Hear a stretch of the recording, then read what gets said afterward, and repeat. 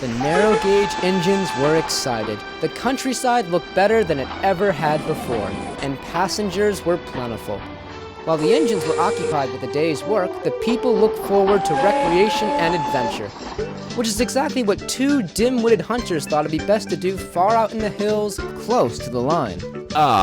Best time of year, eh, Dex? Shut up, Winslow. You'll scare the blasted birds away. Sorry. Hey, would you look at that? Looks like a flock nestled over by the water. You know what that means. Our time to shine. Let's pump their guts full of lead. Ready? Aim. Wait, hold it. Give me the binoculars. I was right. There's a railway line running through here. Your point being? Well, we can't go on firing away like madmen if there's a train coming through. And miss a chance like this? There's more than 20 of them down there. We'll shoot them up now and ask questions later. All right. Ready? Aim. Oh my, what a beautiful lake. I can't help but marvel at it every time we go by. Yes indeed, nothing could spoil this.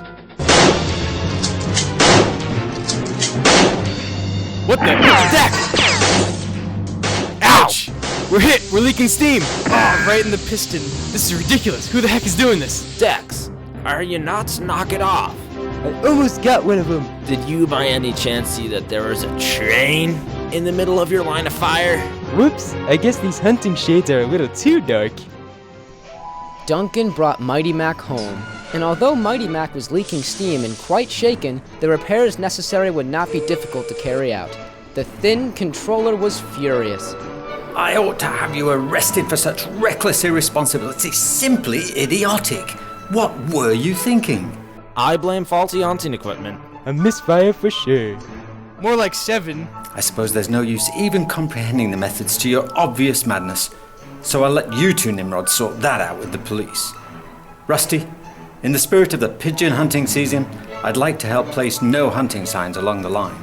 Without fail, sir. Thank you, Rusty. And Ivo Hugh, since you're still young at heart, I must say you can handle a little excitement. I need you to take some fireworks along with your usual goods run tomorrow. It'll add a remarkable display in the soon-to-be festivities. Sure thing, sir. The next morning, Rusty set off so the workmen could place the new no hunting signs all over the line. It was a cumbersome task, but in the end, Rusty was very proud of his hard work. Glad that's done. I find track work much more interesting. The line seems safe and sound. I just hope there's no more inconsiderate ruffians to riddle my rails with bullets. Ivo Hugh, however, was waiting impatiently for Spitzer the Crane to load his fireworks. Spitzer, who had recently been transferred from the smelter's yard, was being rather unpleasant. Moved? Once again? Horrendous. I was just getting used to the other place. I could sleep through anything down at the smelters. Don't you sleep with your eyes open? No. Why? Well, I had tried to talk to you yesterday, but you didn't respond to anything I said. Oh, that was because I didn't give a heaping hook about whatever it was you were talking about. But there is a sky here. I like that. Why? The sky is my favorite thing to look at. The clouds, the stars, everything. Lights up my world all day, every day. Well, I'm glad you have something to hold on to that gives you joy. Perhaps I could cheer you up somehow, someday. No. I doubt a little rust bucket like yourself could keep me entertained for more than a few minutes. How about this conversation then? You must know, Ivo Hugh, that when the subject is me, well, I can go all day. I really wish I could brighten up his spirits. Although Ivo Hugh with his innocent intentions meant no harm to anyone around him, another group of hunters that had wandered close to the line did not display such ethical responsibility. They were cross with the new hunting regulations, and as an act of defiance, they hurled the sign into some bushes. Haha, what we don't know won't hurt us.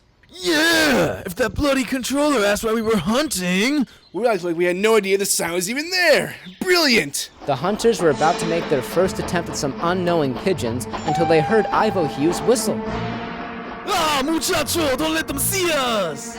In the bushes, go! Quite unfortunately, as the men dove for cover, Nelson the transporter rolled by, and with a honk of his horn, had startled one of the hunters. Yikes! Og, help! Incoming fire! What the heck?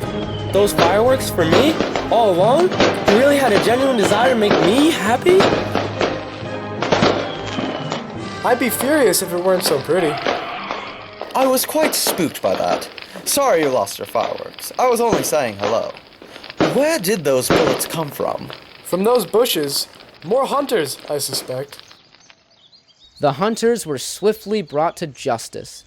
This would be the last incident that Pigeon season would create for the Skarloey Railway, and the Thin Controller would sleep much better at night knowing this would no longer become an issue. What's more, it almost seemed that 2 wrongs had indeed made a right. Quite surprisingly, the second firing attempt had made grumpy old Spitzer a much more jovial crane. Hey there, Ivo Hugh. I wanted to tell you something. You? Volunteer information? Well, a thoughtful update on yourself would be much appreciated. I just want to say the recent events that you're alright. Really? I'm alright? What? Are you surprised? Well, flattered, I guess. You're alright too, Spitzer. Although Ivo Hugh wasn't aware of the recent events that Spitzer was referring to, he knew that a kind word from Spitzer was high praise indeed.